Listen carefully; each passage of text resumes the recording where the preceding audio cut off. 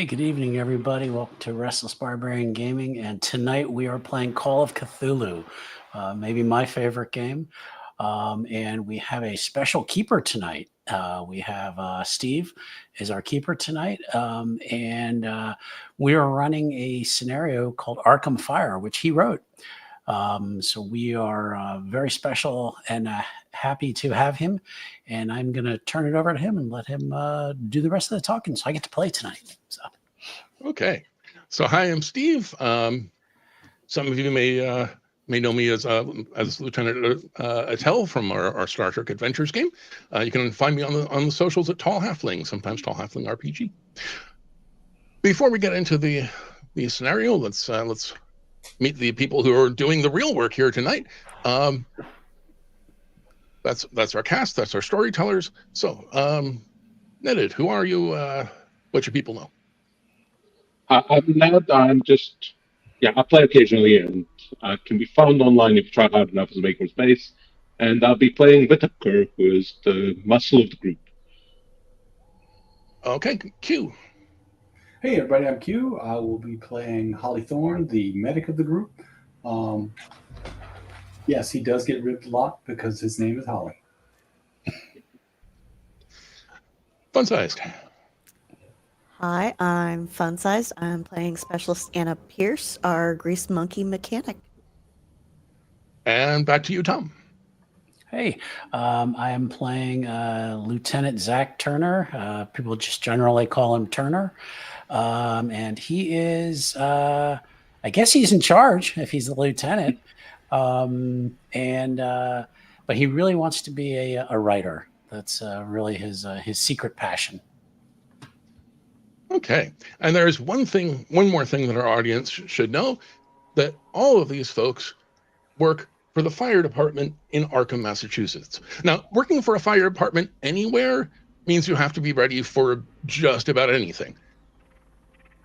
In Arkham, though, the span of just about anything is just a little bit wider.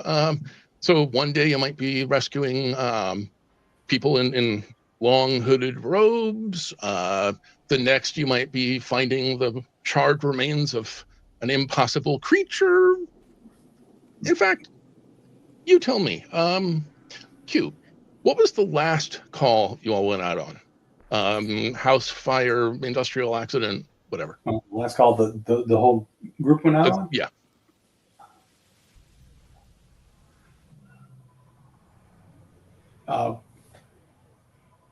Yeah, it was an old mansion.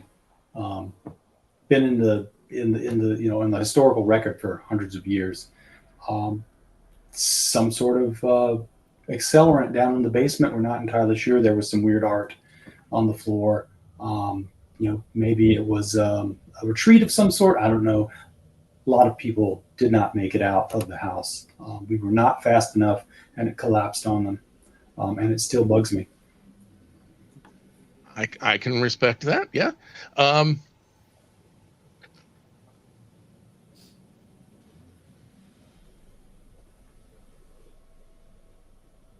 So we know that there was weird art in the basement, but let's go over to Tom. That wasn't the weirdest part of about that call. What was?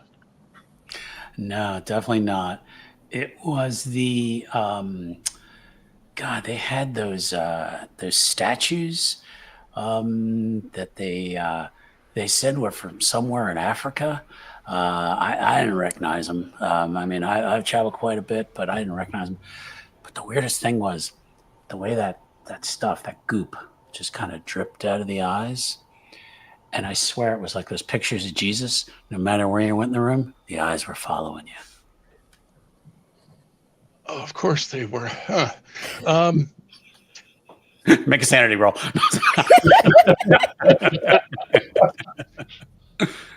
So, fun sized. You've got this old mansion. Seems like it was deliberately set, or at least helped out a little bit. We got the art. We got the statues. Crying goop. What was the most dangerous part of that call? Oh, God. The building looked solid and well maintained, but like there were these weird patches where you weren't sure whether the floor was solid or whether you could stick a kitten on it wearing a marshmallow and it would just crash through the floor like you put an elephant on it. It was just the atmosphere just messed with your head. Maybe smoke inhalation, who knows? I'm sure that was all it was. I'm sure. And then what was what was the secret? What did you guys find that got you all out of there in one piece?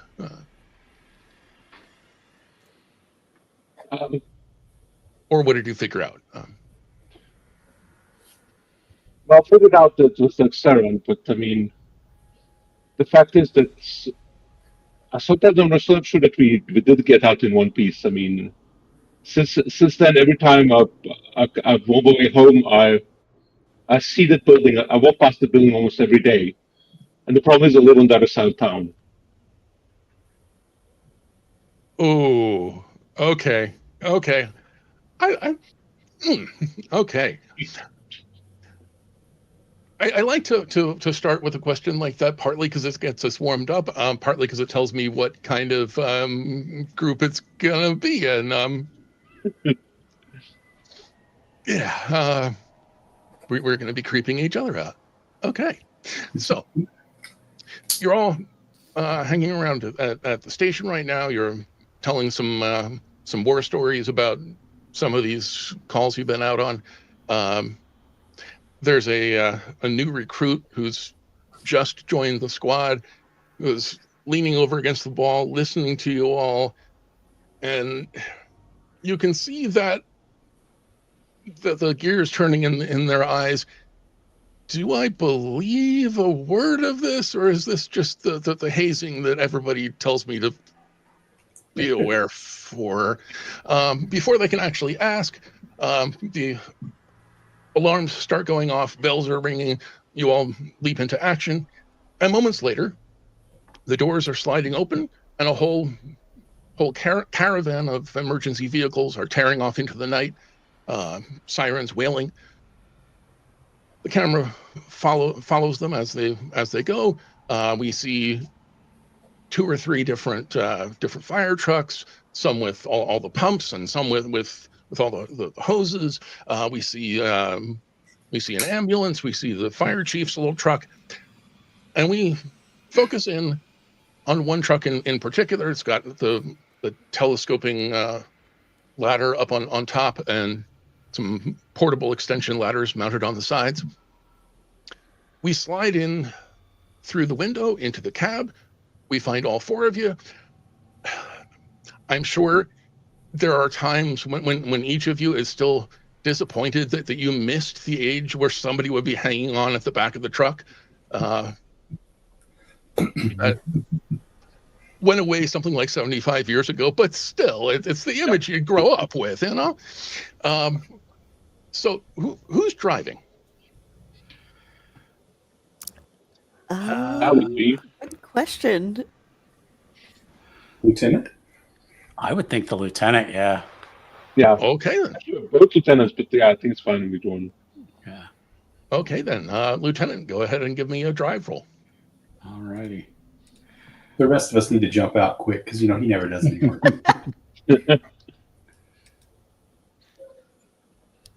Oh, Okay, look at that. 45 on 45. Awesome. Okay, so there is a moment where you're a little bit worried about one of the corners that you're making. You come pretty close to that old oak tree, but you manage to dodge around it just fine. And a few minutes later, you're all pulling up outside a beautiful old Victorian house. There's a wide front porch, and then a bank of windows to the right and a bank of windows to the left, 2 stories, and then there is a tower, a turret sticking up out of the middle. which is all there is of a third story. So at the moment, there is smoke pouring out of those upstairs windows, and the tower itself is just flames, just fully engulfed. Some of the other crews are leaping into action, getting started with water and foam and all that stuff. You guys with the ladders are basically the fire rescue specialists. And the chief is holding you back for a moment, giving you the same speech you've heard a million times, old houses and structural integrity and safety first, and on and on and on. And you can all go ahead and give me a spot hidden.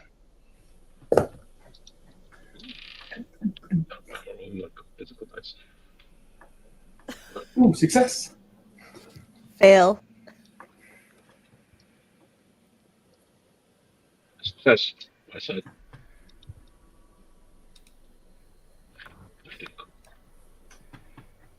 Okay. Yeah, I think I failed. Multiple times.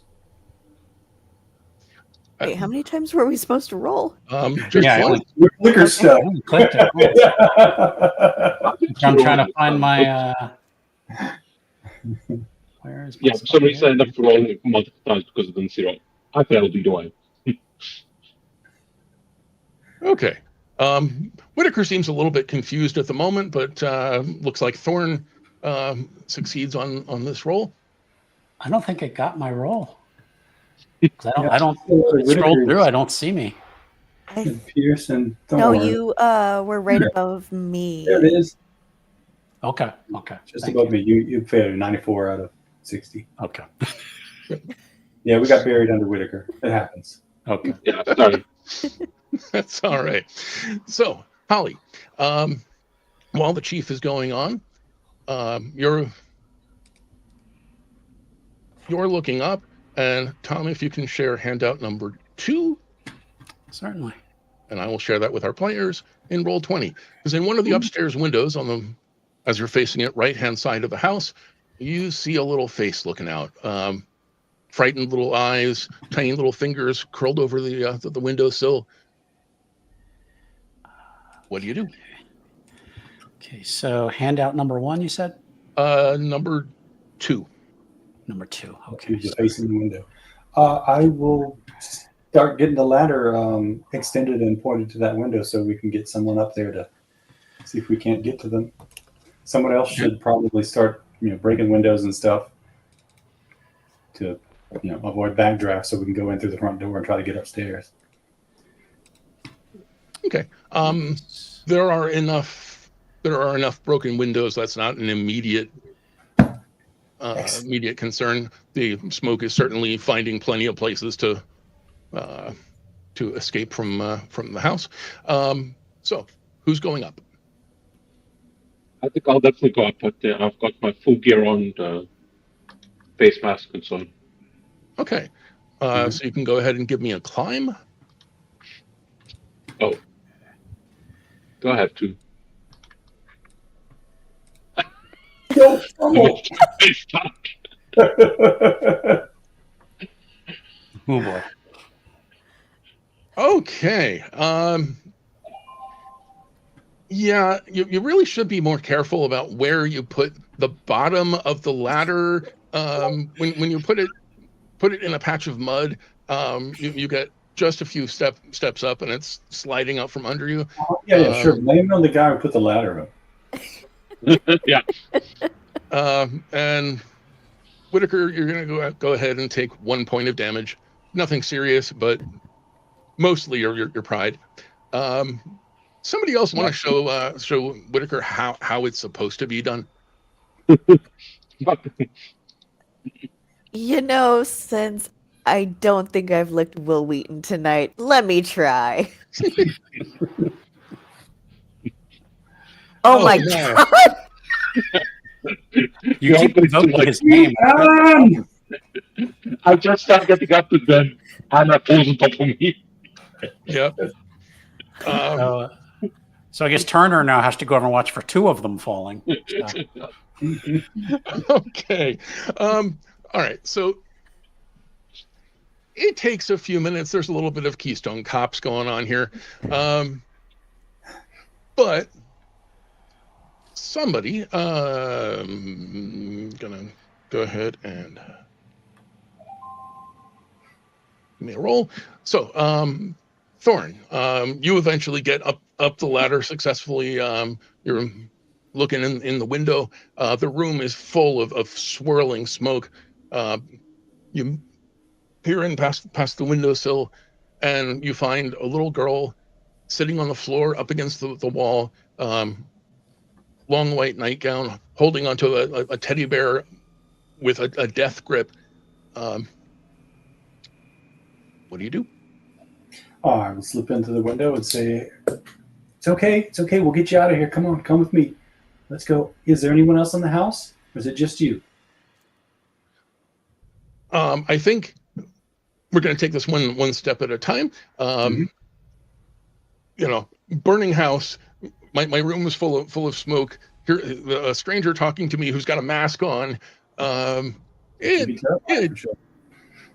takes you a minute, but you eventually get her into your arms. She's holding onto you as tightly as she's holding onto the teddy bear. You get her down the ladder over to the ambulance to get checked out. Yeah, I was doing the checkup. And as you're getting her peeled off of you so that the paramedics can do their job, she finally answers your question. Mama's still inside. I heard her in calling for me in the smoke. You gotta help her. Okay, yep, we got it. We'll get it taken care of. I'll go look for her now. Anybody else or just your mom? I don't know. I just heard Mama. Okay, any pets? She shakes her head. Okay, good. You stay here with these nice people. They will make sure that you're cleaned up and well, and I'm going to look for your mom. Okay, group. We have at least one mother, one adult inside, female. Let's start looking. Not sure which floor. Could be anyone. Okay. Is entrance through the main floor accessible, or do we?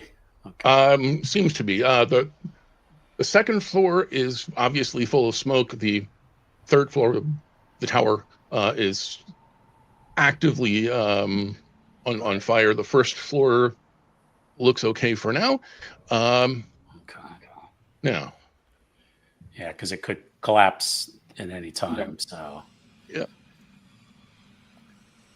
Okay. Now, before you head in, we're gonna get you properly equipped. So each of you has you have your heavy firefighter coat. You got your helmet. Not that it'll ever become relevant at any point in the game, I'm sure, but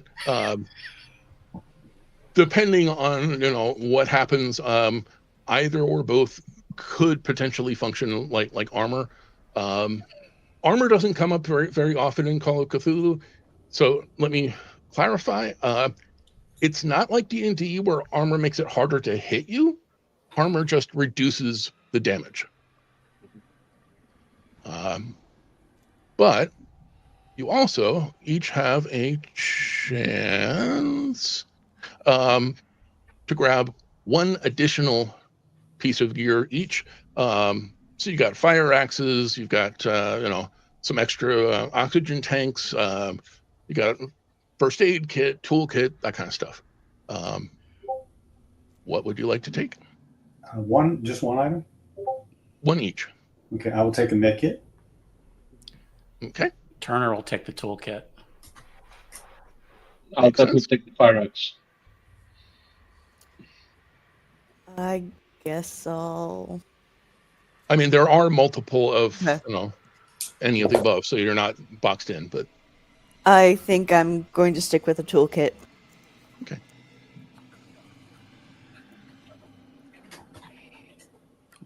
Okay. So I'm making note of that just in case they become relevant later on. So you've quickly updated each other. You know that you got the little girl out. You know that she says that her mother is still inside. Next step. I think Turner wants to go in the first floor. He's probably not going to go in too far because he is concerned about the whole place coming down on top of him. But he wants to do a quick search on the first floor. Mhm. So She might be a second floor because she might be looking for her daughter. Okay. but We should pair off. I'll go with Turner. okay. Yeah. Is there a back end? Well, I'll go around because I think there's probably a back door to this house. Okay. I mean, I'm assuming that the house of this size would most likely have a back entrance. Pierce would Logically probably- would make sense. You'll have to go around to the back of the house to find out. Sorry, Pierce, you were starting to say. No problem. Pierce would go with Whitaker. Okay, fair enough. Okay, as you're heading in, I will go ahead and drop you a floor plan. I'll be honest, Tom, I am not sure if I remember to send that to you in amongst everything else. I don't know. Let me let's do this. Let's see if I can share I it think here. this. That way. Let's see. To give our viewers a general idea, though, you step up on the porch. From the porch, you head into the front hall, and from here, there are three main rooms. To your left is what once would have been called a parlor. To your right is what once would have been called a sitting room.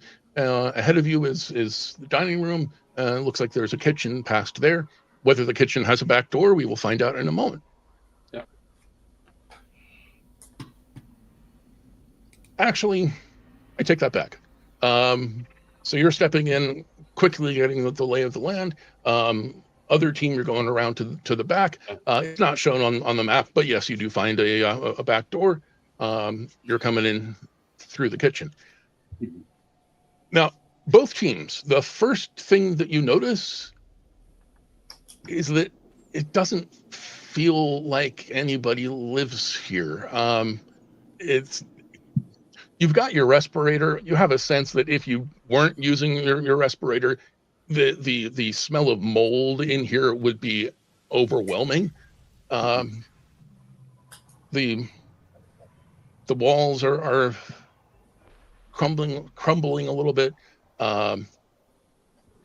There's almost no furniture that you can see. Even where the chandelier once hung in the dining room is just a couple of exposed wires. The one bit of furniture in the team in the kitchen, there are no appliances. Team front hall, the one piece of furniture you do notice is a folding card table in the parlor to your left. Looks like there's some papers scattered on it and around it on the floor. You think there's? I think there might be squatters, but let's look around. Possible. Yeah, we got nothing down here. Doesn't look like anybody lives here. All right. Yeah. Who wants the basement? Who wants the second floor? Yeah. I assume we're all calling out for anybody. Yeah. Yeah. Yeah, calling out. Yeah. Mama. Yeah. Yeah, I forgot to ask the kid what the mom's name was, but Yeah. half the time they don't know anyway. Is there anybody there? Arkham I think I need my Arkham mom. Fire. Marco.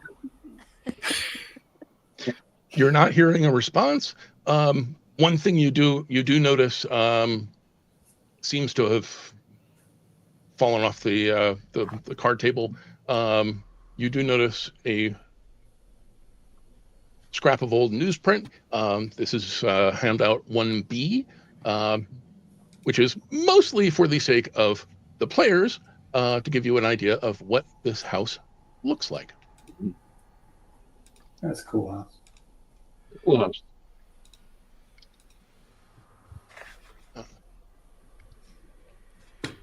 There we go. All right. Well, I, am a little concerned about the basement, after our last adventure. So I want to go check out the basement. Turner, Is there a basement? you want to follow me? Got it. Yeah, let's go. You're not immediately finding a basement. Good. Whether there is one or not, Right. Yeah, I'll check but, under the stairs, see if there's like a secret door or something that might be hiding a basement. Just Yeah, we can't waste a lot of time though. things, see if there's anything there where an obvious door would or a set of stairs would be. But if there's no basement, that's good. Yeah, we gotta move. 'Cause I don't want to stay on the first floor too long. Yeah, I think let's check the second floor because people often might try to escape upwards. Yeah. Fair enough. So you're all going up? Yeah. Okay. All right then. So you're climbing the stairs. As you do, the smoke is getting thicker.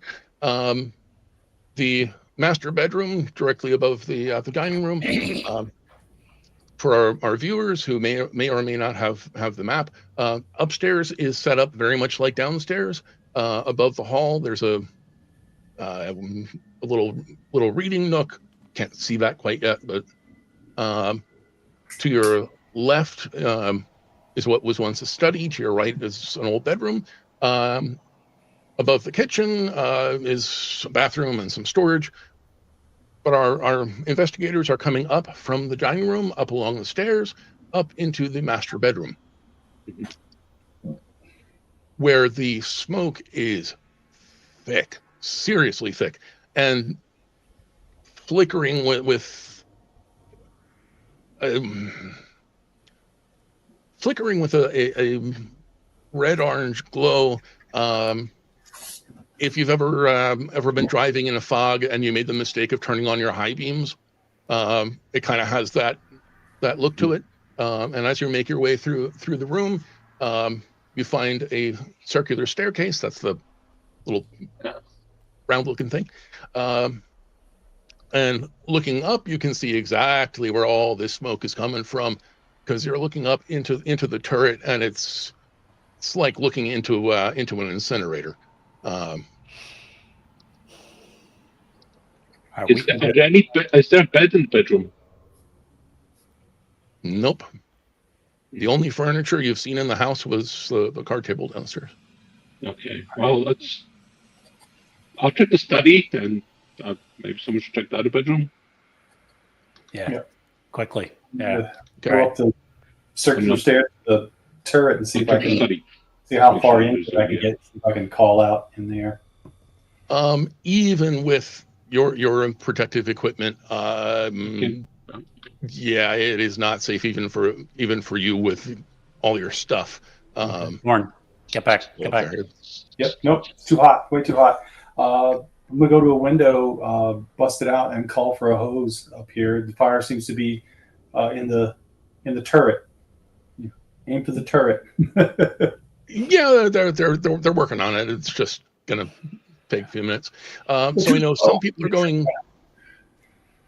So the windows facing the front, so therefore facing your friends, are at the south on the map, the bottom end of the house, to either side of what is downstairs the porch. So I know some of you are heading to the study, some of you are heading to the front bedroom. The one other thing to notice, downstairs was pretty much an open floor plan kind of deal. Each room kind of blends into the next. Up here on the second floor, there are doors between each room, which kind of makes sense. You got bedrooms.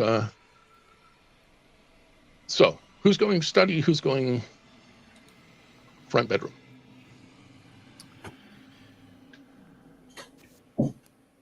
I'll go into the study to where go yell out the window. Okay, then I go with Thorn. We're gonna stay paired up. So okay. Whitaker and Pierce, are you going along, or are you two heading to the front bedroom? Or There's two going to study. I think we should stick it to the front bedroom so we're not all trying to pile into the same room for the same door. Right. Okay, fair enough. All through the floor. So Thorne and Turner head through the door into the study.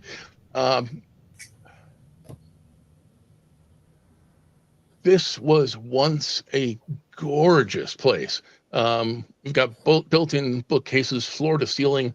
Aside from where the actual windows are, they wrap all the way around the room. These days, they're crumbling like the rest of the house. There aren't any books or anything on the shelves. Some of the shelves are sagging a little bit under their own weight. Meanwhile, Whitaker and Pierce, you're heading into the front bedroom. And to be clear, this is the room that you rescued the little girl from. As you step in, it looks like the rest of the house. There's no bed. There's no clothes. There's no sign that anybody has lived here. Even here in this room where you rescued her from, there's no sign that anybody has lived here in a very long time.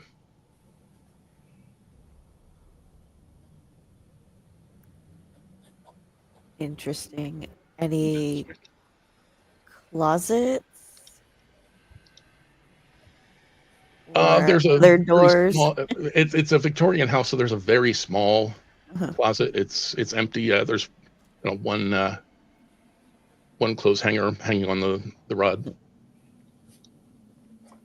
kind of left behind. Okay. I'm going to take a look at the nook. I think that's the only way to get to it. Yeah, we meet up in the nook. Yeah. Okay. Nothing in the study. Anyone in the bedroom? The front bedroom looks That's where abandoned. there was nobody else there, so yeah, that's fine. There wasn't even a bed, Thorn. No. What? No, there was Well, what happened to the mother? her out. She was curled up next to the bed. There was Um, nothing in there, Thorn. To clarify, she was huddled up against the wall. The room was full of smoke. So basically, what you could see was the area right around the window, which is where you found her. Gotcha. Oh well, then yeah. Who knew? So those of you heading into the nook,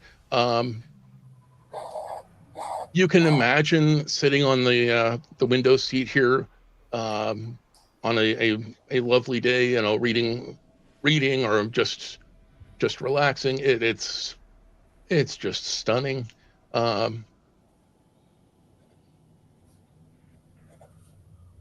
So that's what you've seen as yet. So just a bench in the window, nothing else in the nook. There's a built-in.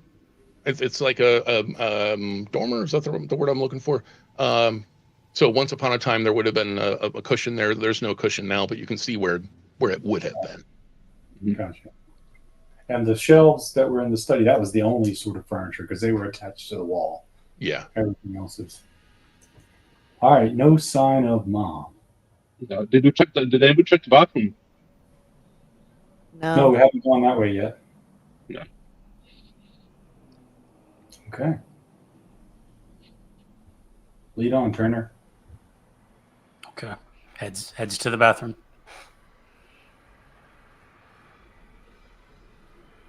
Calling out. Is anyone there? Which way are you going? Because from the nook you have options. Through the study or through the bedroom? I don't have the map open, so anyway, we'll just through the bedroom. Okay. Back the way we came. Yeah. Always go back the way you came. Yeah, Yeah. I think that you guys came in for a study, so you might go back for that. We'll go back out through the study into the master bedroom, and then we'll call it north into the bathroom. Okay. Yeah. As you're heading through the front bedroom, you can all go ahead and give me a spot hidden. Not sure this will go swimmingly. I'm sure. 18. Fail. Fail. Got a 4. Extreme success. Wow. Awesome. So we got a hard success from Pierce. We got an extreme success from Turner. So it's a little bit discombobulating because you've got the flashing emergency lights from outside shining through the windows, painting patterns on the wall. But you take just a moment. You've got a flashlight with you. You take just a moment to search a little more carefully. And like the rest of the house, there's a layer of dust everywhere. Even here in the front bedroom, you notice your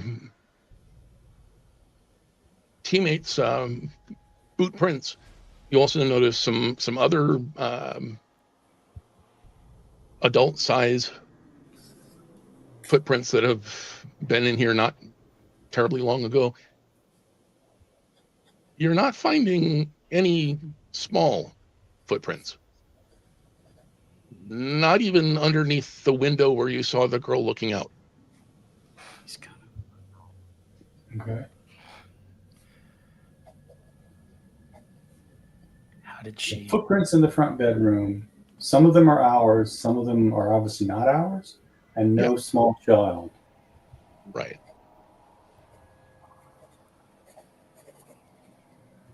How is she? All right, we can't. We'll worry about that later. Yeah. Not seeing any sign of this mother. Yeah, I didn't notice. Yeah. But I'm gonna. Pierce, anything else? Anything else you're seeing? No, but that unless she was walking in someone else's old prints. Or somebody was carrying her. Yeah. Yeah, it's very possible. All right, I am not seeing this mother. I'm calling it. We gotta get out of here. Do you think it's worth checking out the? Well, did we check? We've checked out the bathroom and the storage unit by now? I assume. I'm afraid this place is going to come down. As you're having this conversation, somebody goes over and takes a look. There are no fixtures in the bathroom, just some old shelves in the storage room. If you hadn't seen this little girl earlier, you would swear this was a completely abandoned house and had been for years.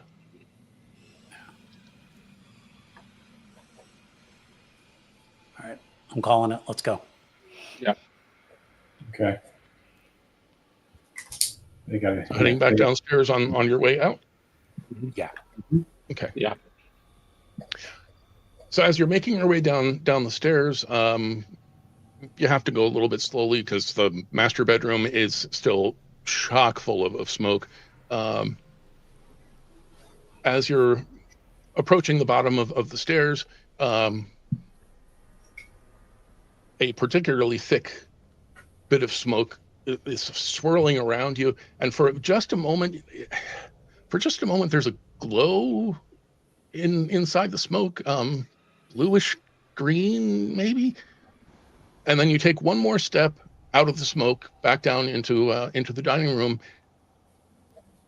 into the middle of a 1920s style dinner party. There's a long dining room table with a lace tablecloth. There's jazz playing on the phonograph. There are guys in tuxedos sipping champagne. There's a elegant young woman. This is handout number 4. If Roll20 will behave itself. Yeah. Come on. Found it's easier. I'm just picking it up from Roll20. So yeah. So elegant young woman sitting at the head of the table, dressed in a black fur, got her hair up, impeccable makeup. There's an unusual fascinator in her hair.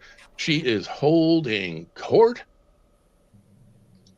and she and her guests are chatting away. and paying you no attention whatsoever.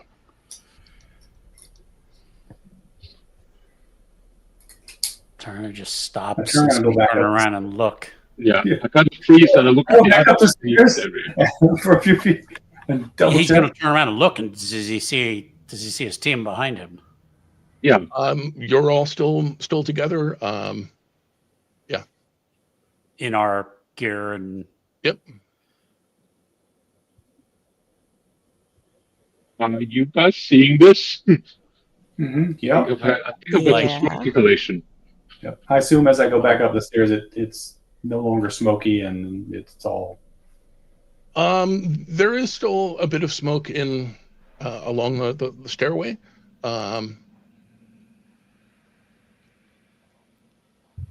As you're turning as Thorne is turning to go up and look, a gentleman at the far end of the table leans back in his chair. He's puffing on a big old cigar. Well, Miss Eleanor, was it? You certainly do know how to throw a party. People all along the table kind of bristle. She stiffens for a moment. It's Miss Thorne. Doctor. Sorry, I said that wrong. I'm looking at Thorne on the screen. It's Miss Barnes, she says. Professor Barnes. I was going to save this announcement for dessert, but as of this afternoon, tenured Professor Barnes. Someone kind of shrinks in his seat, and conversation continues. Okay. I nudge Turner. Yeah. Go talk to them. I think we should get out of here and get checked out. yeah, something's wrong with us. We Yeah. I don't know. Something's wrong. Oh, Come good on. point. Yeah, I'm kind of just heading beelining for the exit. Yeah. About that moment, there is a scream from upstairs. Every single head along the table turns to look. Dr. Barnes, despite the lesson that she gives to the rude gentleman, I'm going to insist on calling her Eleanor because that's the way she is in my head. Eleanor doesn't even bother to make apologies or anything. Is just scurrying up the stairs. Sophie, are you all right? And scurries up the stairs into the smoke. So she just ran right past us without even a look. As far as I know, the four of you haven't moved out into the room. No. You're still at the base of the stairs. Well, I'm trying to exit, so I'm probably moving through the room. Okay. The way to do that. Okay, but it sounds like the rest of your group is still kind of standing there at the bottom of the stairs saying, "What the bleep?" Yeah. She runs through you. Oh, That's what I was afraid of. And I think it's about time to make a sanity roll. Why? I mean, I was pretty close there when I was just coming out, but yeah, definitely now. Let's see, where's Sandy? Oh, There it is. Oh, I failed. Said I failed. We all failed. Okay. So if you failed that sanity roll, excuse me. Yep. You can go ahead and roll me a d6.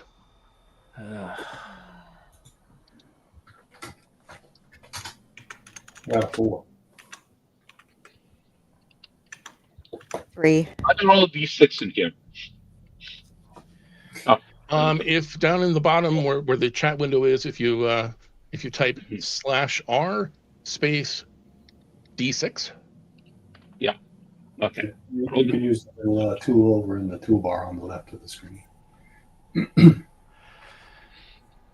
right. I lost 6. Yes, you did. Yeah, is that what? Sanity? Yeah. Yep. Oh. So everybody else all of you actually are going to go ahead and lose that many points of sanity. Tom, having lost 5 or more all at once, you can go ahead and give me an intelligence roll, and we see how bad this goes. I want to. I Want to fail? want to fail it. No. Of course. And I did not. Okay.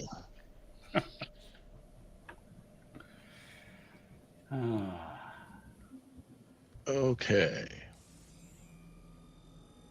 No, that's not what I want.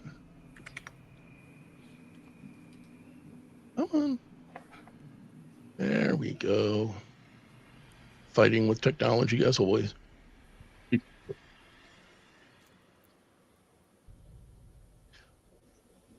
So Turner, you're a writer. You're a poet. You find inspiration wherever you can. Whatever you would interpret as being the cause of your sanity loss, whether that's being trapped in the house, being trapped in what doesn't seem like it's right, having a woman run through you, whichever you interpret as the cause of your loss, you are absolutely fascinated by it.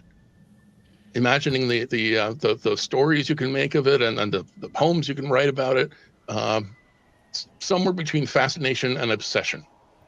Go ahead and give me a D10. Okay. I was going to say now he doesn't want to leave. So,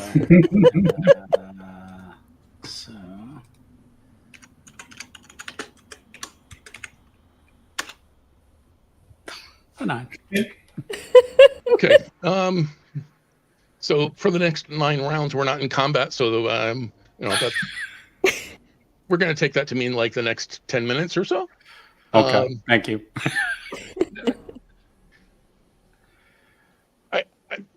By the way, I love the whole mechanic of making an intelligence roll to see if you actually understand just how deeply weird that thing that just happened to you was. Yes. Yeah. Yeah. Okay.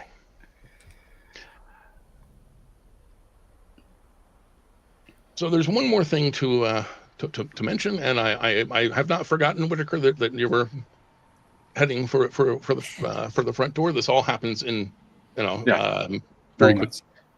Mm-hmm. So there's the scream. Eleanor runs up the stairs, disappears into the smoke, and then the guy with the cigar is leaning back in his chair again.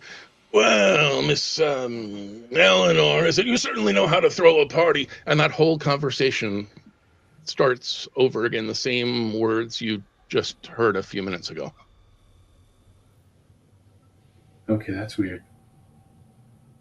Yes, as opposed to everything else. All right, yep. Look, let's go. And I start pushing Pierce and Turner towards Whitaker's no, follow Whit. Let's go out the door. Come on, let's go. And it's playing out again, though. We need to. I don't care, Turner. And from their experience, they'll know Pierce will be the last one out unless they need someone to test like a surface. She's probably the smallest of the group. But you still know how to herd Turner along with everybody else. All right. With Turner, just like grab his. I'm sure there's like grab points on our uniforms for when we have to help. I mean, we did establish Flop them over those heavy turnout coats, so they've got nice big lapels to hold on to. Grab them and try to steer them away, and you get Pierce. Pick them up. Wait, get that door open. So, from the dining room, you're heading into the front hall on your way to the front door. As you're approaching the door, there is a heavy knock from outside. That's got to be the hose team. Come on, let's go. Yeah, open the door. There's nobody there. You bustle out onto the porch. Now, you all came in just a few minutes ago. You came up the front path and up onto the porch, and you could walk 2 by 2. as you're stepping out onto the porch, well, the first thing you notice is it's broad daylight. The second thing you notice is that the garden, the shrubs and everything seem a little more overgrown than they were when you got here. Looks like one of you could go down the path at a time, as opposed to being enough space for two. No. And there are no fire trucks to be seen. No. No. No. No. What is in that smoke? Turner just I don't know. stops, and he's like, he wants to turn around and look at the house. Like, Yeah. what does it look like now? So to get a look, you step out past the porch, onto the path. You turn back. You're looking at the ruins of a house that burned to the ground years ago. Half overgrown. He's just puzzled. He's What? I'm pulling off my mask and it's like, y'all, something, we're contaminated. The air tanks, is something bad. Something's going on. I stick to the ground. I'm checking out. Do we have radios or anything like that? Mm-hmm.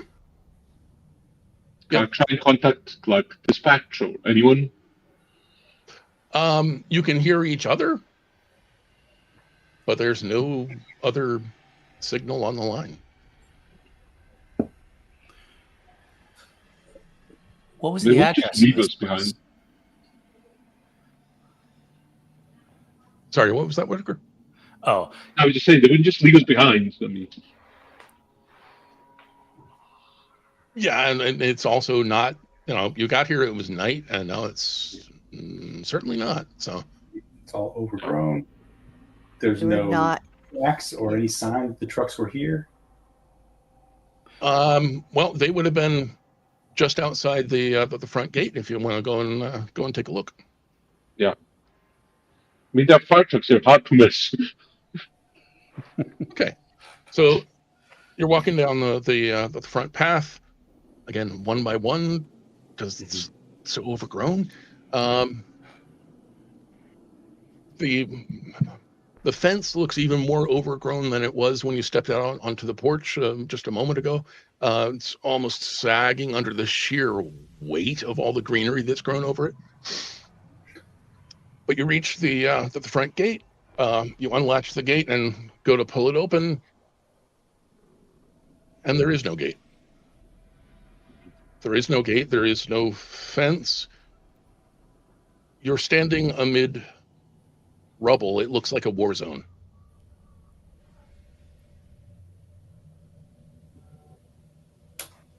there was a gate here. Yeah. I'm just checked out at this point, just kind of following behind everyone and staring at the ground. He's taking off his helmet now and just trying Yeah, to get let's a just take off my helmet. breath of fresh air. Yeah, I tried that. It's not helping. Pierce still has all her gear on, and she's looking at the house in her head, thinking, if we retrace our steps, maybe. And she's kind of just like wandering back towards the house. Okay, so I should tell you that when you turn around to look at the house, moments ago the house was, walls, blackened from fire, but still basically house shaped. What you're seeing now is blasted rubble that seems to stretch off into the distance. She's just Okay. going to sink to her knees slowly, look behind her, and go, did we die in there? God, I hope not. Hope not. This is I think there's just something. Are we in the street? Do I see anyone other than us? As you step out into, the crumbled remains of the street,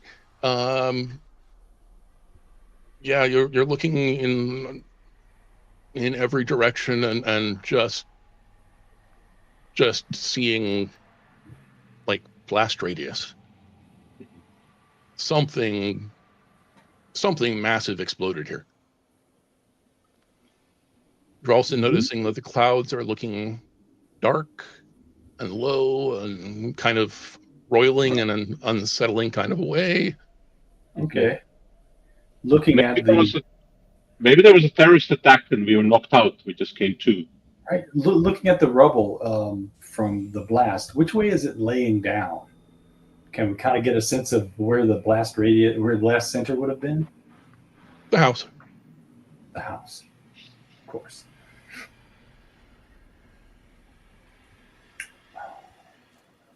I suppose it could have been a gas leak. Maybe something like that. Maybe it wasn't safe, so they moved away the trucks. I think they would just do that. We weren't We in weren't there in there long that enough. long, though. Yeah. Well, maybe they passed out and lost time that way. If we passed out, someone would have come in for us. Yeah. Not if it's too dangerous. I check out our oxygen levels. Does it like extremely low or? Your like oxygen what levels look like what they should be after, Mm-hmm. Right. 10, 15 minutes in the house. Yeah. And we tried not breathing our mix, and we're still here. Yeah. So, Mhm. I'm Turner's starting gonna to go back this to is the house. real. Pierce is Somehow. going to follow Turner. Sorry, Tom, I didn't hear that. Oh, I want to. Turner wants to go back to the house, and Pierce is left? following. So you're heading back to where the house was, sort of a where do we park kind of moment. We're in the itchy lot, so It is a very unsettling feeling. You're basically, hunting through the rubble, looking for signs of walls, something. You step over one block of stone, like all the others around it. It's nothing special about it. But you step over that spot, and you're back in the front hall. The house is perfectly intact. All right. Watching them do that from near the gate, what do we see? There's a swirl of smoke, and then they're gone. Shit, Whit, did you see that? Shit, we lost them. And I'll run toward the. Yeah, run toward it disappeared. Okay. So you follow, and you're all back in the front hall. wait. Turner, keep it together. Keep it together. Pierce, And you're hearing that same slow knock Walk on at the door. But Pierce. yeah, if we open the door and just lean out. Mm-hmm. Because Pierce is probably closest to him. He's probably put like a hand on her. He's like, Yeah. You're seeing this. As clear as I saw the engine earlier. Right? You all just disappeared. When you walked like where the door was, you just went poof into a puff of smoke. So is it Reverse going? trajectory, put on your mask, boys. So do we have to walk towards where we think the stairs were? I think so. Maybe we have to go back upstairs to the main room. Let's try it. Yeah, I mean, I guess towards the middle of the blasted lot. Yeah. But now we see house. Yeah. So it's Now we're back in the house. Pierce is gonna like stop the three of them and go, put on your gear, guys. Yeah, good idea. Thanks. Good memory. Are the party goers? Can we see them across the hall and in the dining room? There is a haze of smoke basically between you and the other rooms. It's a very unsettling feeling. When you first came in, you got the sense that, the open floor plan down here, but everything flows into everything else. It's very welcoming. Right now, well, to your south, you've got the door. You've got a little nook to either side where you might put a coat tree, and you've got smoke covering. Right, so we came in without 270 masks degrees. on. Does this smoke smell like burning house smoke, or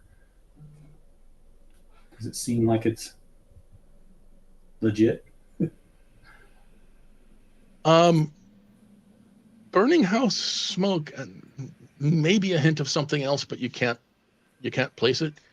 While you're having this conversation, the knock repeats, and a figure comes padding in. Takes you a moment to recognize her. She's the same woman you saw at the dinner party. She looks perhaps a few years younger, and she is very, very pregnant. She pads her way across the front hall and opens the door. And there's a man standing there in an olive drab uniform. He kind of hesitates. And there's a moment of realization, and she collapses, weeping on the floor. What era, roughly, is this uniform from? World War One. Hmm. And then she's gone, and the knock repeats. And if we wait here long enough, She'll she's come going to back. walk up to us again. So let's go back up the stairs. I think it was this. Let's- Yeah. Let's go. Okay. You all following along? Yeah. Okay. I'd like to make sure I ask, because every now and then somebody just kind of gets like folded in. Or left behind. It's like, yeah. Or wanders off. So from here, you go through the dining room to get back to the stairs, where the dinner party is still in full swing. Still jazz on the phonograph, still the rude guy with the cigar. You head up the stairs, back up into the master bedroom. It's not full of smoke, which is a nice change. It's dark. There's a little bit of furniture. There's a bed that's been shoved over all the way against the wall. Mostly the room is flickering from the light of dozens of candles scattered about. No, that didn't work. There are books scattered about. Some are open, some are closed. There are pages and pages and pages of handwritten notes. There's scrawling all over all four walls. And in the middle of all of it, and Tom, if you can share handout number 5. Total candles plus books is like a massive firehouse. Yeah. Right? Smack dab in the middle of the room, down on her knees, is an old woman. She's got her hair hanging down in her face. Her head kind of rolls on her neck instead of moving with intent. She reaches over and picks up a book, turns a page, sets it aside, picks up a page of notes, crumples them, turns away. Her head kind of rolls back over her shoulder to look at something she's written on the wall. And as she does, her hair falls away from her face. And as she picks up a candle, thinking, working her fingers through the flame, trying to focus, you recognize her face. This is the same woman again. She's maybe 10 years older. He's gonna Turner's gonna step forward and go, Eleanor. There is no answer whatsoever. Eleanor, and he's gonna Not- like walk. She doesn't particularly look like anybody's home. Okay. Right. Oh, so can't tell if she. Yeah, really I'm can't trying hear to snap out the candle she's holding, see if there's a reaction. Nice. You reach out for the candle, your fingers go through it.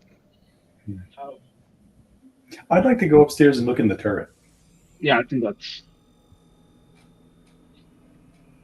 Okay. All right. So you leave her here with all of her notes and everything. You start up the circular staircase. It's cool to the touch. There's no sign of heat from a fire. You head up into the turret. It's a stunning place. It's an 8-sided turret with a window on each of those 8 sides. Right now, there are two young people, probably in their 20s, young man, young woman, who are down on their knees, pulling up the wall-to-wall carpet. It's not immediately obvious what they're doing.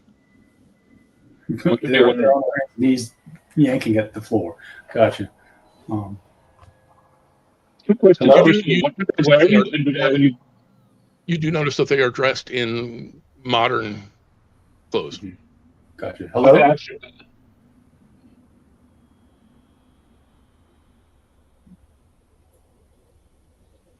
No response. They keep doing what they're doing. Okay. Are they like, Try to walk through one of them. He doesn't even notice. He's got a motorcycle jacket and little like knit cap beanie. He and his partner keep pulling back the carpet, undoing the staples Gotcha. little by little. Just pass right through them when I walk. Mhm. Okay. they're looking for something, or are they just ripping up, like redecorating, or what does it look like they're doing? As you're watching, they're continuing to pull it up, and you catch the edge of what looks like a bit of stone underneath the carpet that they're exposing. One of them comments about it. We got something. We got something here. Sort of odd to have stone on the 3rd That floor. is. Yeah. Maybe it's tile. To be clear, we're not talking like slab. We're talking Yeah. like Actions. It's just inlay tile. kind of stuff. It's just, I'm keeping up with it. Just running commentary. Oh, it's a nice slate tile. That's what threw me off.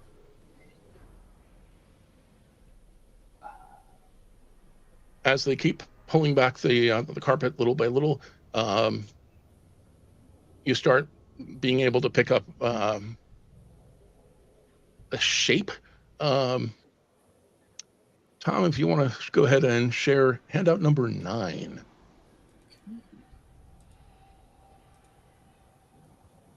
Basically looks like a star set into a circle. And then there's what looks like a single piece of crystal in the center of it. Gotcha. Wait, that look witchy to you? That's one of the Yep. magic stones, right? I think so. Yeah, it's one of the magic stars. Is it one of the good ones or the bad ones? I think it's a good one. I thought. Oh, Depending I have on how you're standing, I thought the bad one was supposed to have the points on top, and the good one is supposed to have points on the Actually, I have bottom. a decent occult. It depends on where you're standing, though. Can I Exactly. see if it's good or bad? You can go ahead and give me an occult roll. I will it's point bad. out that in an 8-sided sided room, it's kind of hard to tell which way is Exactly. up and which way is down. Right. But I can kind of get an idea of which way's north, which way's south, and roughly. Could But I make an extreme occult success. roll, too? So That's Oh, pretty You already good. got an extreme success. Never mind. So, got an extreme success on the occult. Yeah, every fiber of your being says ritual. There you get an odd vibe from the crystal in the center of this thing. In fact, as you're watching, the young man reaches out to touch the crystal, and yanks his hand back like he's gotten an electric shock. And you're watching the patterns in the crystal changing. Kind of looks like crackles of electricity, maybe. Certainly some kind of energy running through the crystal. Is this crystal the same color as the blue glow from the smoke? Close. It's close. As you watch, though, a beam, I guess is the only word I can give you. A beam of energy starts to come out of the center of the crystal. Blue mixed with green that's looking more like the color you saw in the smoke earlier. Reaching out from the center of the circle to a spot maybe 4 feet off the floor at the edge of the circle. And you're noticing first just some faint wisps and then a little bit more smoke that seems to be swirling around this beam of energy.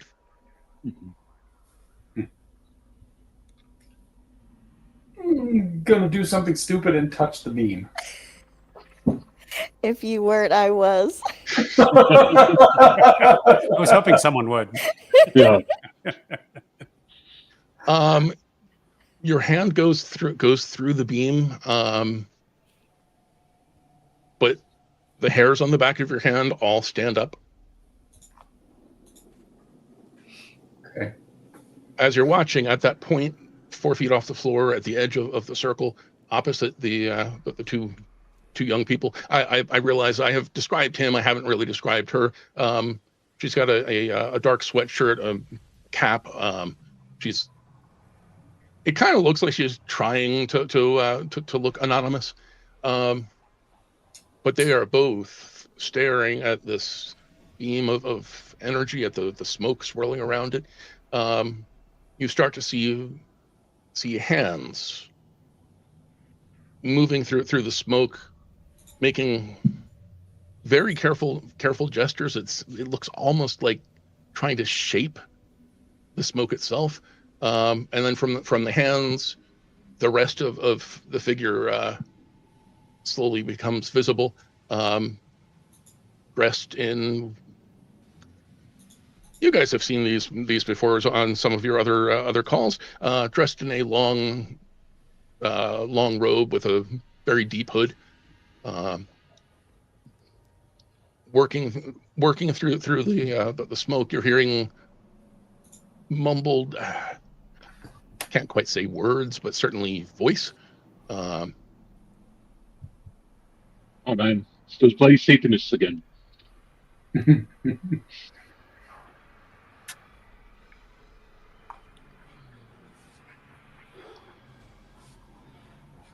I think Turner is just watching everything. He's just absorbing like what's Right, I going don't know on. what to. Everything we try to touch, we've just passed right through. I don't know how to affect anything or do anything.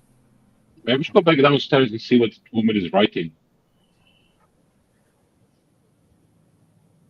We're watching the whole story unfold. This was the present, but down below was the past.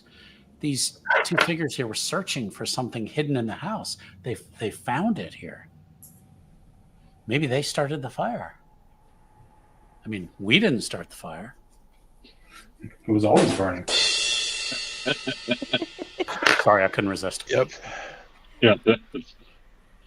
So as this figure continues to lack of a better word, chant and shape the smoke, a second beam of energy slowly extends from their hands, heading downward through the floor, seemingly toward the front of the house, maybe the southeast quadrant of the house. I have a very dumb idea. Yes. Well, I have a toolkit, and maybe something in said toolkit can interact with, you know, that nice shiny crystal in the floor. Maybe you could. Well, I was thinking maybe try to pry it out. All Right. that too.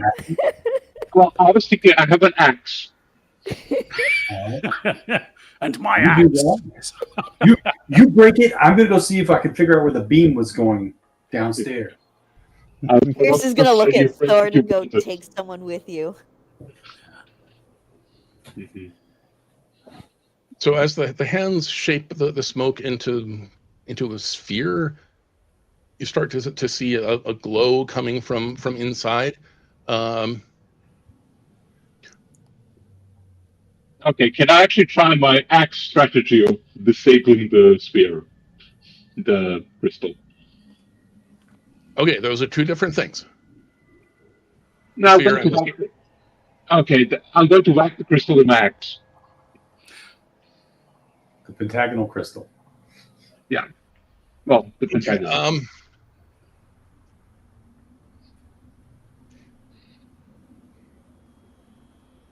I might need a new character, but hey. I'm going to give you just a little bit more before you do that, just because I'm taking this slowly, but it's happening. Okay, quickly. sure. You hear a very familiar voice come out from underneath the hood. Sophie, can you hear me? Can you hear me? Can you hear me? Can you hear me? And then the glow inside the ball of smoke shifts, turns into two. They turn a deep red. She finds herself looking into the smoke, looking at the face of a creature, burning red eyes, way too many teeth, and it pounces. She screams exactly once, and then it's physically manifested. It is tackling her to the floor. She's a rag doll in its mouth. The two people from your time have been watching this whole thing in stupefaction. The young woman says, "What did you do? I didn't do anything. I just touched it." And not knowing what else to do, as the figure on the floor stops moving and resets, they don't reset. They're still staring, still watching, trying to figure out what to do. He reaches out and touches the crystal again, starts wailing on it with his fists. And as he does, the creature has just appeared again and pounced on the cultist again, pounced on Eleanor again. And you've seen this loop. You know how that pounce goes.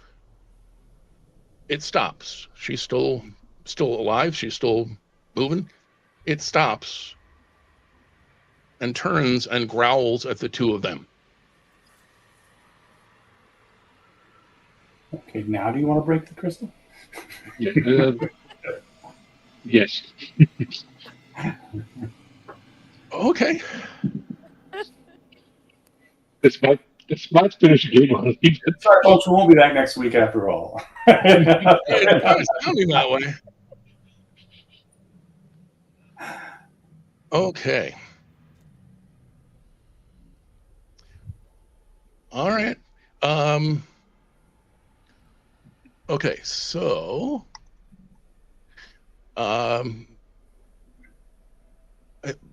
wait, what? Come on. You hit it so hard you broke roll 20. Oops. No, you just broke Steve. Okay, there we go. So, okay. So for the axe, you can go ahead and roll me a fighting brawl. Okay.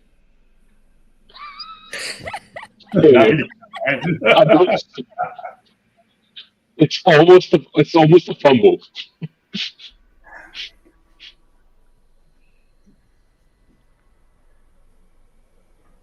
Yes. The crystal Anything over a 95 is a fumble if your skill is under 50, but your skill is a 60, so it is a bad whiff.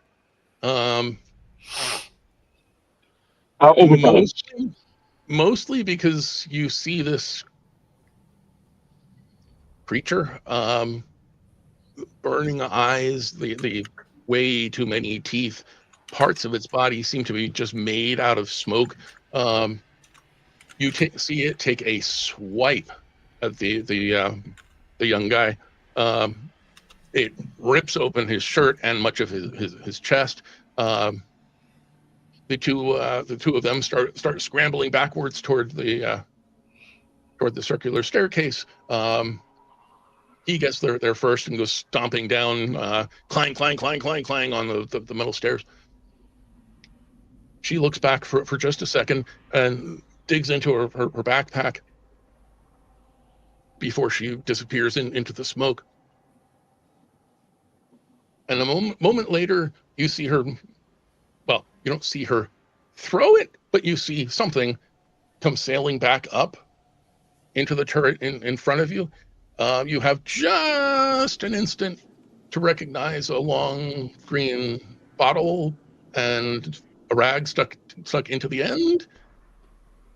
And then it strikes the creature, and the world around you erupts into flame. And then you're back where you were a few minutes ago, and with the two of them slowly starting to tear up the carpet. So we found the beginning of their loop. It's repeating. They got something wrong, or they did. Oh, they just. Yeah. Maybe I should try to destroy the crystal again. Kind of try to put my axe out to the ground. Yeah, I mean, you can. That's the only thing we can interact with. We can't seem to interact with anything else. I think we can interact with the house.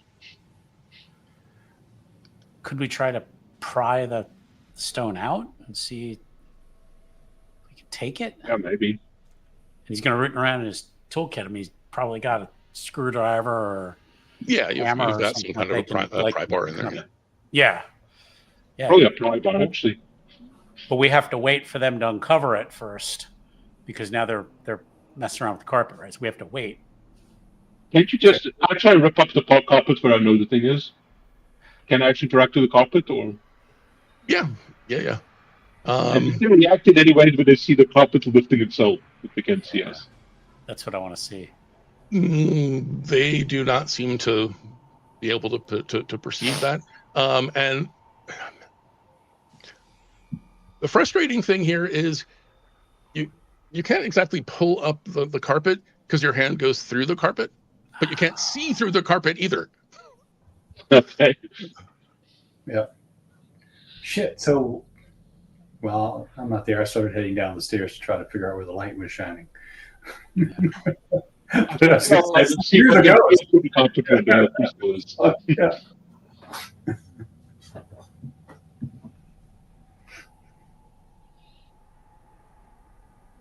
Okay, we'll come back to the turret in a moment. We'll follow Thorn. You're heading back downstairs. You're still seeing the woman still kneeling there in the center of the floor, still struggling with all the notes and resources around her.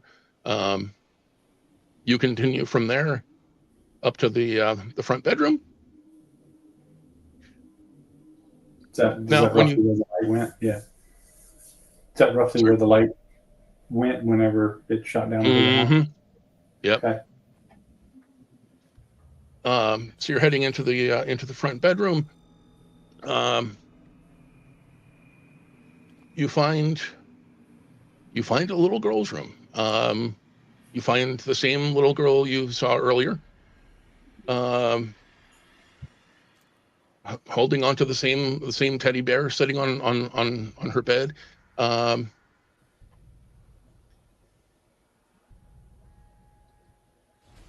You get the vibe that she's pouting. If you listen really hard, you can just make out the noise of the dinner party downstairs that is all grown-ups. As she is sitting on her bed, you watch that beam of energy come in through the ceiling, smoke swirling around it. She's kind of scurrying away from it, runs over, looks out the window, doesn't seem to see anything out there, opens the windows a little bit more to get some fresh air. The beam continues, the swirling smoke continues. You hear faintly a voice drifting out from the smoke. Sophie, sweetie, are you okay? Can you hear me? Can you hear me? Can you hear me? Can you hear me? She is increasingly freaked out. And then the beam starts to sputter.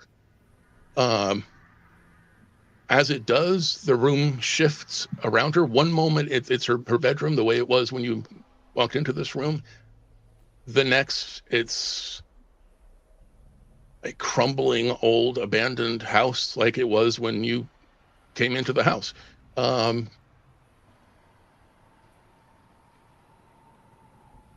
moment, there's just the faint warble of birds out in the garden. The next, you're hearing sirens outside. And then there's a thump against outside the window. You hear a cry as somebody, from what you can tell, falls and maybe gets hurt.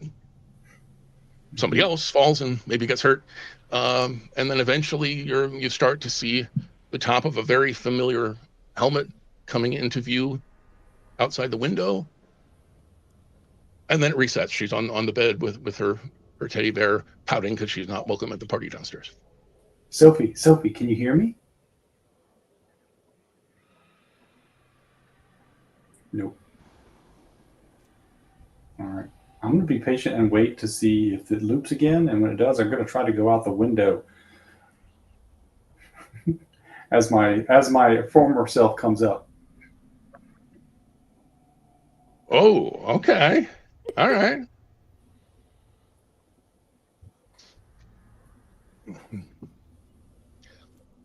One of my favorite things about writing role-playing games and about running them is when somebody does something that not only has nobody ever done before, but it never in a million years occurred to me. So how did this work?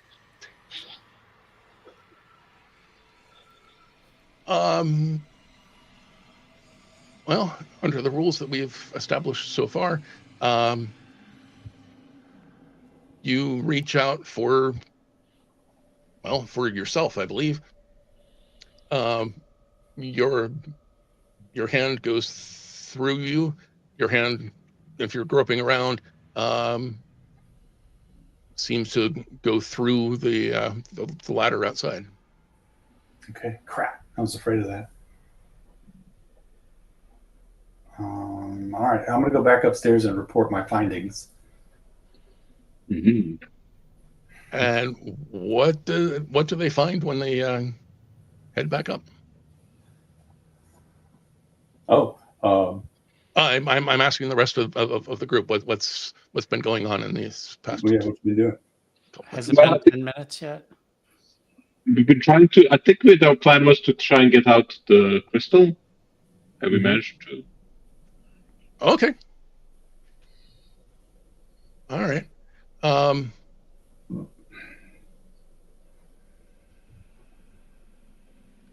Okay.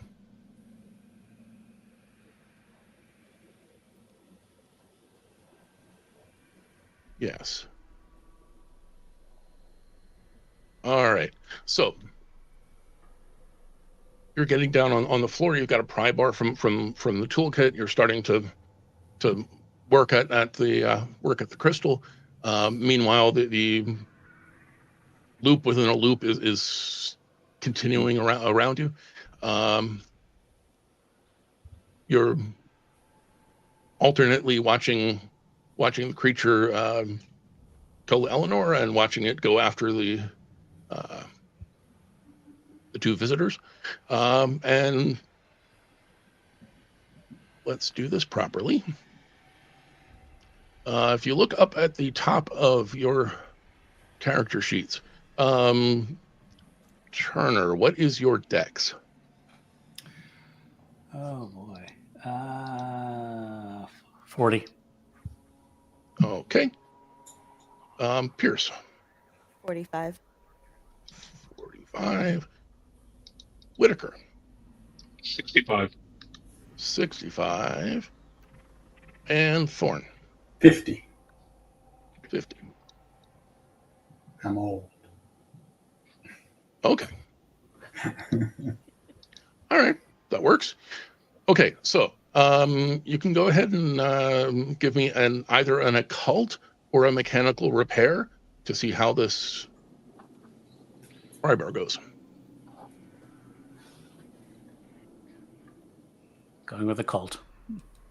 Okay. No, you're not.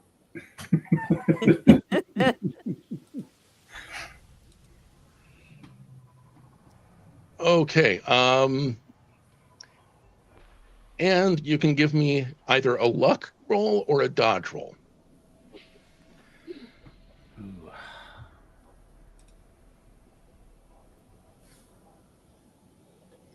Luck is better. Follow. Okay. You learn from the example of the young man when he was reaching out for the crystal the first time, and yank your hand away just in time, as a spark, looks like a miniaturized lightning bolt, zaps out from the crystal and just over your shoulder. You saw that. It's Yeah. it's like defending itself or what? I don't know. So that seemed to come from the crystal itself. Causation, you don't necessarily know. Is it still been 10 minutes? Am I still in my Yeah, cube? you're Okay. you're coming That's back fine. to yourself. Okay. We're gonna go by dex order just to make sure nobody gets missed or anything. So, Pierce, what would you like to do? Seeing that, she'd be a little hesitant to try and grab the crystal, but at this point, that seems to be the only thing that you can interact with. So, she may try and take her own pry bar and not go at the crystal, but the stone nearby.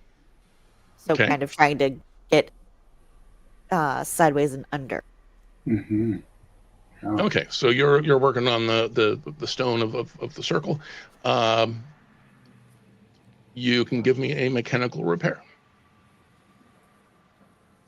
12. Okay.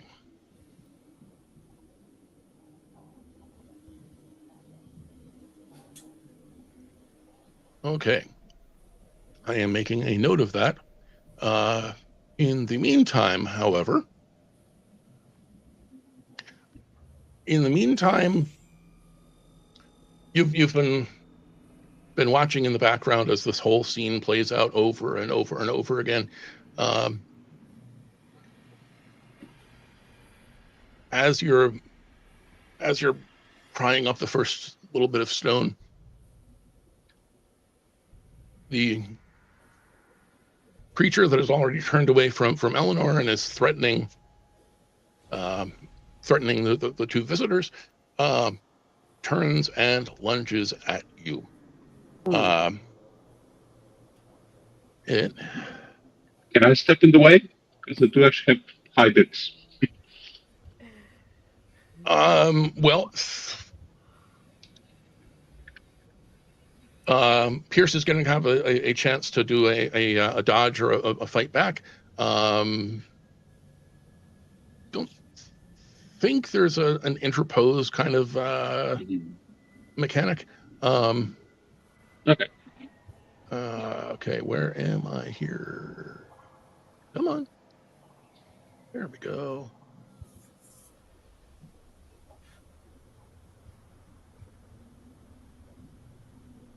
Sorry, I am fighting with Roll20. Okay, there we go. Oof. Okay, so Pierce, you can either you can fight back, you can dodge, because the creature is going to take a swipe at you. If you choose to fight back and you get a better degree of success than it does, you hurt it instead. If you choose to dodge, you don't need a better success. You just need an equivalent success. I should not have gone ahead and rolled it before giving you that choice, but I did. So you can make an informed decision.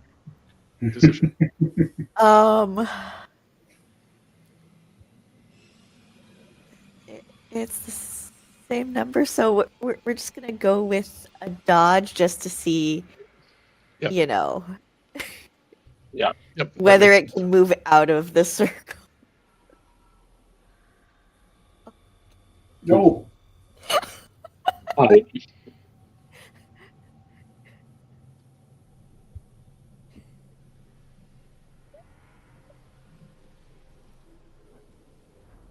Okay, you're going to take 8 points of damage.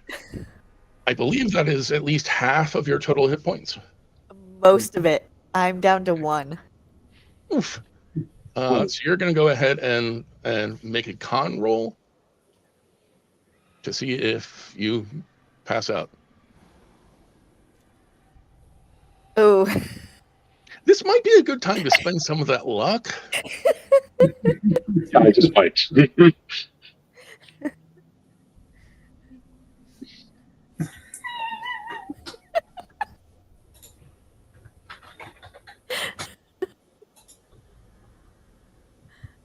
So how much luck would I have to spend? So you would need to spend 7 points to turn that 52 into a 45. I will spend those 7 points. Okay. So you are still very badly injured, but you are still also awake and able to Crawl away. among other things. Does so it meanwhile, follow Pierce, though?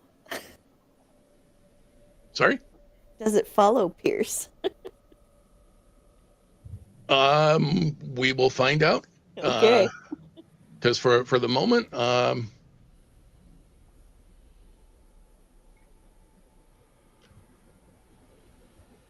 for the moment, it has used its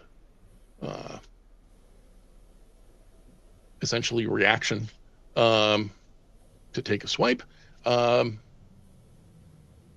So Turner, I believe, is up next. And yes, I am keeping a note that you've had a success working at the circle. It seems like it's still going to need some more work, but you've started to accomplish something. Okay. Was I able to see this thing attack Pierce? Oh, I think you all saw that. Yeah. Okay. Okay. Um, Don't we each take sanity rolls? Yes. That ship kind of sailed a little bit. So I'm going to be very nice and not knock you out, knock people out of commission right when you really need to be able to. It'll catch up with us later. Adrenaline. I am an irrationally merciful and benevolent keeper.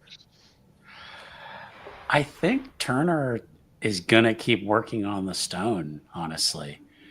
As much as he was like, oh my God, Pierce was attacked, he's probably still in that, but we've got to get the stone out because this is what's controlling everything. So he's gonna just keep working at it. So Okay. You can certainly do that. I will tell you, above table, there's terminology is from another game, but there's essentially a clock on how much damage you need to do to the circle or to the crystal. They are two separate clocks. So above table, if you're both working on the same thing, you'll get there faster. But if that's not what the character does, that is perfectly okay. yeah, I think he's Okay. So occult or mechanical repair. Yeah. Oh God. Maybe you'll get your goal faster. Mechanical repair is a 10. So It's okay to split up. Nice. Ooh. Okay. Okay.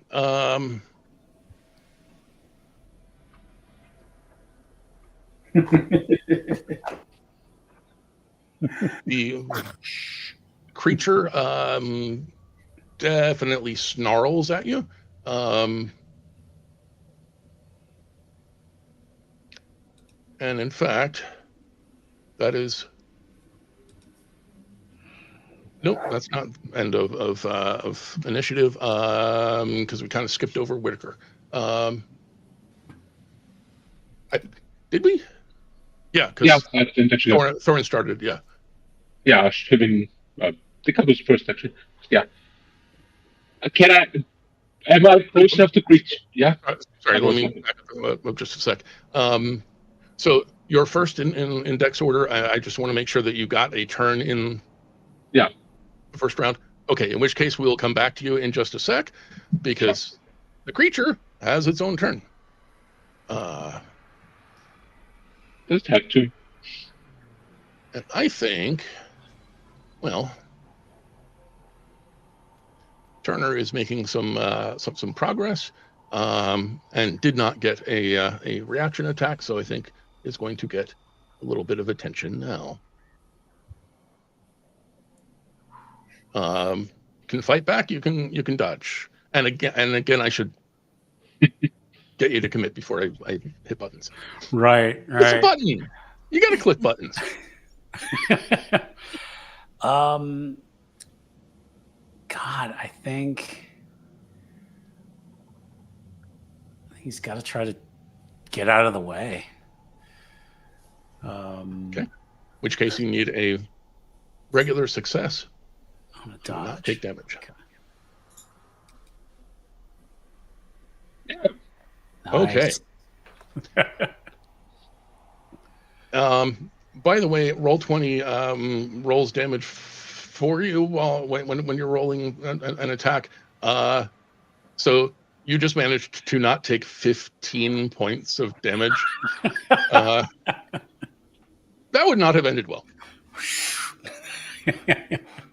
So that brings us back around to Whitaker. Well, I've got my axe, so I'm going to try and hit this thing. Oh, you're going to hit the Yeah, creature. it's squishy. I assume it's brawl because I don't actually have an axe skill.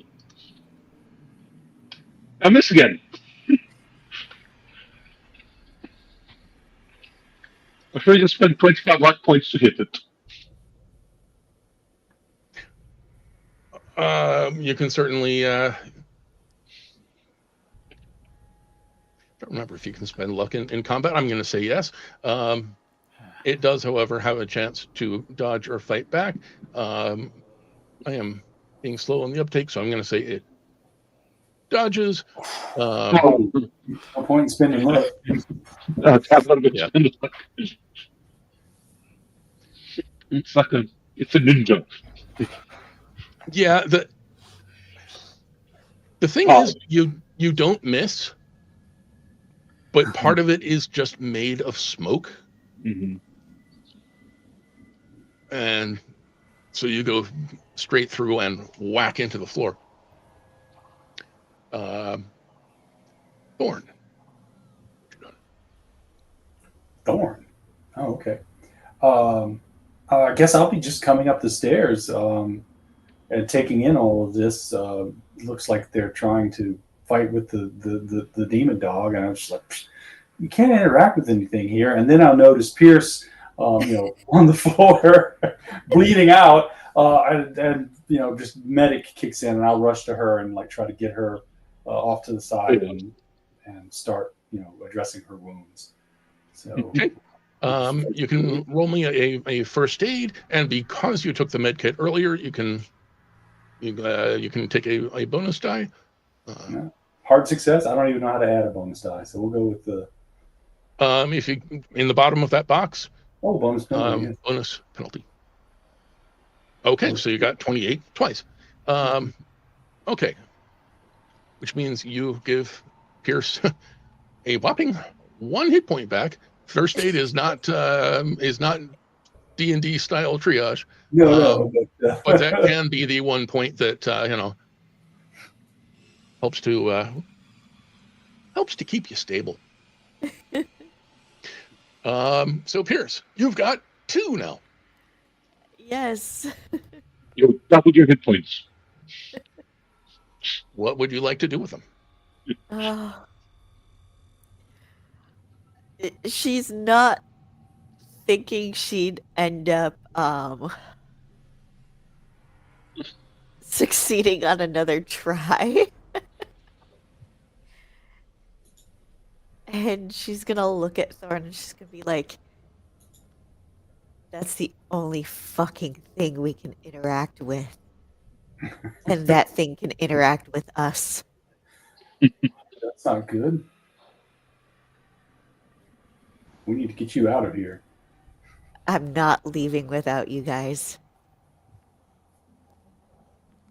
And she's gonna stare at him dead in the eye with that look that says, if you try it, I will take you with me. Okay, difficult patient. Understood. Which I guess takes us to Turner. Still working on that stone. Okay.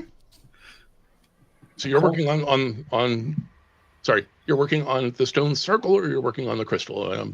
I'm sorry, the crystal. I'm sorry. Okay. Yeah, trying to get the crystal out. So. Okay. So yeah, occult or mechanical repair. Okay.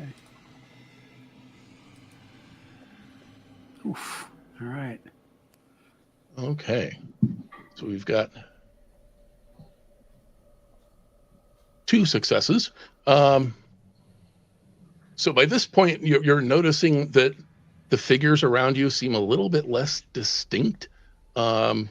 the cultist is not quite see-through, but heading that way.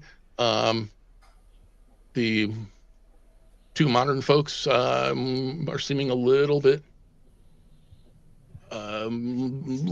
smoky as well. The creature, the guardian, however, is still doing just fine. It's going to give you I'll be nice and go for a claw. And yeah, no. When you've got a 90 as your target, and you still manage to, No. yeah, got a claw stuck in a floorboard for a moment. Snarls at you, but no harm done. You see, they're starting to fade. They're starting to go away. It's working. It's working. Keep doing it then. Yeah.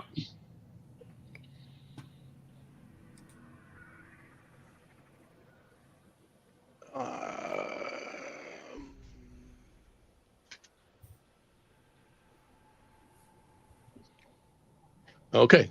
I believe that brings us back around to Whitaker. Well, since my axe is not working, I'm actually going to drop the axe, and can I try to how big is this dog thing? If you've got the picture, the crystal is about 2 feet across. Mm-hmm. How big is the dog thing? So is it dog sized or? More like wolf size. Mm-hmm. Okay, so I can try to grab it and drag. I'll try to actually grab it and hold and actually drag it off them. Okay. And maybe try and throw it out of the window. I can lift it. Oh my. Okay. I'm going to try to suplex the dog thing. There is. Give me just a sec here. I think it's a combat maneuver, if I remember correctly. Yes, it is. I haven't actually run one in a very long time, so want to make sure I'm doing it properly.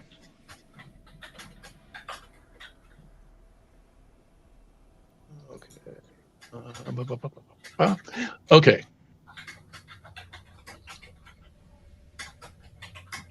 Yeah. So it works like a fighting brawl attack, but instead of doing damage, potentially has a different effect. So you're going to go ahead and roll, and it's going to roll back, and you get a face full of teeth for 8. Believe I think that's more than half of your HP. Yes, this I'll have to do. Okay. So con roll to see if you stay awake. Mm-hmm. Where's my con? Oh, there it is. Yay! 60. Okay. You are fully awake and aware, and fully aware of exactly how much pain you're in.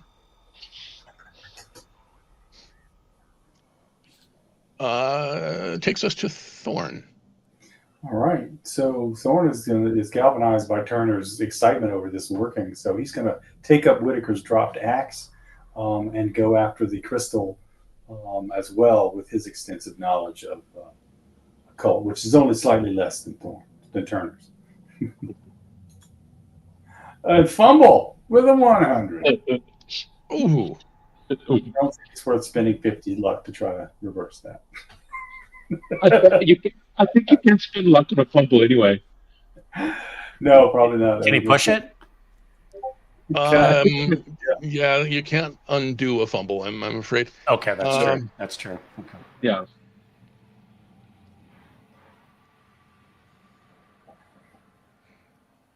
Yeah, I'm going to keep this simple. So you are way off target. You hit the wooden floor of the turret, and basically your axe is buried and stuck and basically not retrievable in mid combat. Right. God damn it, Thorn! Watch what you're doing. Sorry, I just need to get this out of the way. So, Pierce, you are still mobile. You're still capable of acting. You're just, also having seeing your life pass in front of your eyes. Screw it. She's gonna try and pick up her crowbar and hit at the floor again, trying to get underneath the same way Okay. she did the first time. Okay, so you're working on the circle. It's the stone. Okay. All right. So again, that's a mechanical repair. 34, yes. Okay. So you've got bits of the circle displaced. You're seeing crackles of electricity, like tiny lightning bolts playing across the crystal and along the lines of the circle.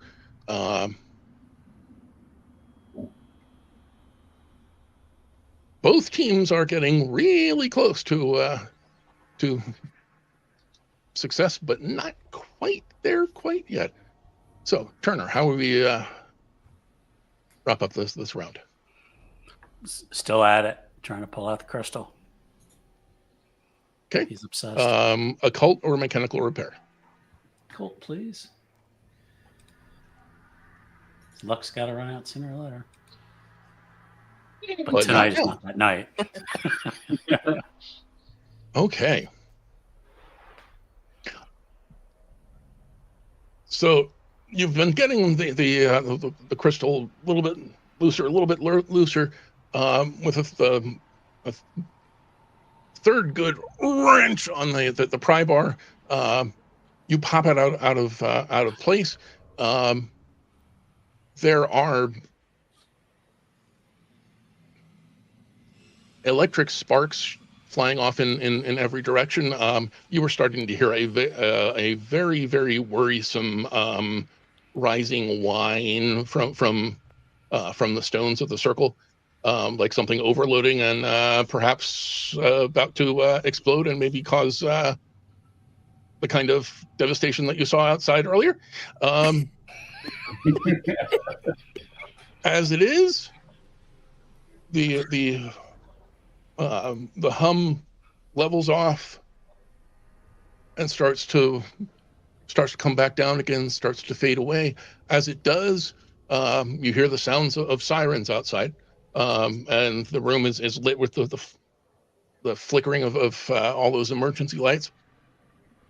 So the good news is that you are all back where you started in an old abandoned house. Sophie's still out there in the ambulance getting taken care of. Where you started, the place where you're standing right now was seriously on fire, though. Yeah, so you're gonna need a group luck roll. Luck from everybody. Did you say luck? Luck. Yeah. Yep. Oh. Pierce is not doing so hot. Success. Oh. Success. Okay, so Pierce, how many HP do you have left? 2. 2. Okay. So the others leap you all leap for the circular staircase. The others get there first. There's a little bit of a traffic jam. And I'm rolling a d4.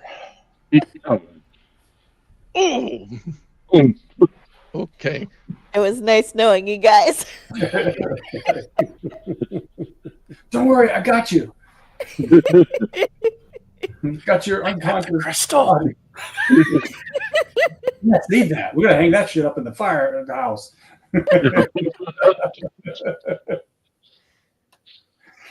Okay. So you're not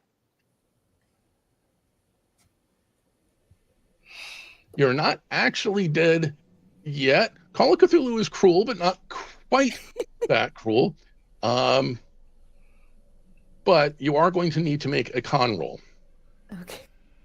And I will tell you that if you fail this roll, that's when. Then you'll be dead. Yeah. Yeah. Then you'll be dead. Oh my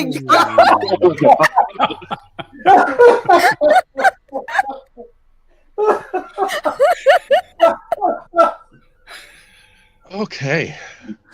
I'm probably the closet goes even worse. So can't hurt out. I started like I ended. You started this evening getting a lecture from the fire chief. When you come back out, covered in wounds, carrying one of your fellows who does not seem particularly salvageable. You haven't heard anything yet. Yeah, and I think that we had planned on this being part 1 of 2, but yeah, when you jump ahead a little bit, sometimes it becomes 1 of 1. So sadly, that's going to bring us to the end of our scenario tonight. But that was an abbreviated version of Arkham Fire. Oh, Hey. thank you. She was your meat shield and the last one out. She died how she lived. Awesome. Well, thank you. I need the giant dog creature that got away. Yeah. Oh, this would The be- dog creature. I think it might be more accurate to say that you got away, but that's semantics. We're splitting hairs on we got away.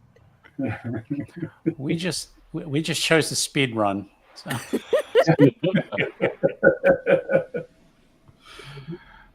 Well, It's easier now. You have to buy the module if you want to find out what you missed. and that's a great point. We have in the notes on the YouTube video, there is a link to the this, and including a 20% off on the on buying the module from Drive-Thru RPG. So thank you, Steve. I kind of feel like you guys got 20% off of the scenario as well, but it's okay. We could try it again next week. Yeah, we could pick up some of the other firefighters who go in to figure out what the hell happened to us. Yeah. Yeah.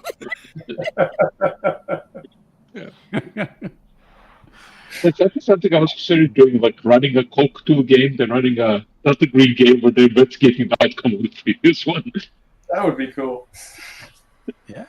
Yeah. A Delta Green team comes in the next week to figure out what the heck happened. So, Figures out down anyway. I've always kind of thought about, so what happens if your Call of Cthulhu or Delta Green character comes back in a D&D game as a warlock, specifically a Great Old Ones warlock. Yeah. all right. Well, I guess we're going to wrap up for the evening then. Yeah. Thank you again, Steve, for running the game. We appreciate it. Please, everybody, go out and buy it on Drive-Thru RPG. Anything else you got going on, Steve?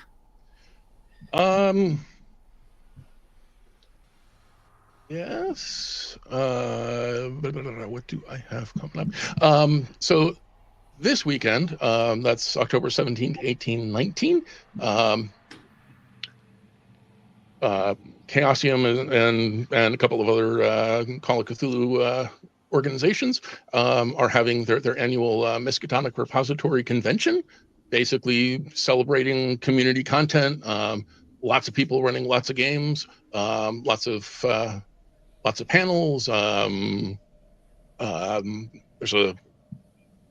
There's a contest to basically create the most memorable new monster.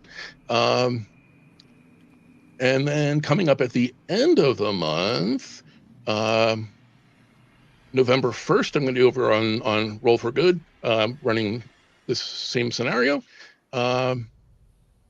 And October 29th, I'm going to be running some 10 Candles, and I do not have the Twitch channel written down, but follow me on socials at Tall Halfling or Tall Halfling RPG on Threads, and I'm sure I will post as it gets closer about where you can find that game as well. Right. Yeah. And hopefully we'll get you to run some 10 Candles here too. Yeah, we gotta figure that out at this point. For next year. Okay. Well, let's see. I guess Q's off for a little bit. You don't have any games to run for a little bit. Nope, we'll be back for Delta Green in a few weeks after we finish up with Werewolf. I'll be back tomorrow as Skids in our Werewolf game. Yeah. And then Friday night we've got Dragon Age back. We're back at that. Pierce, you got anything going on? Not for a while. I think the next one is the vampire game in December. Yep, December. Are you playing Dishonored? I can't remember. No. No, you're not in Dishonored. Okay, all right. Yeah, we have that. We have that coming up in a couple weeks.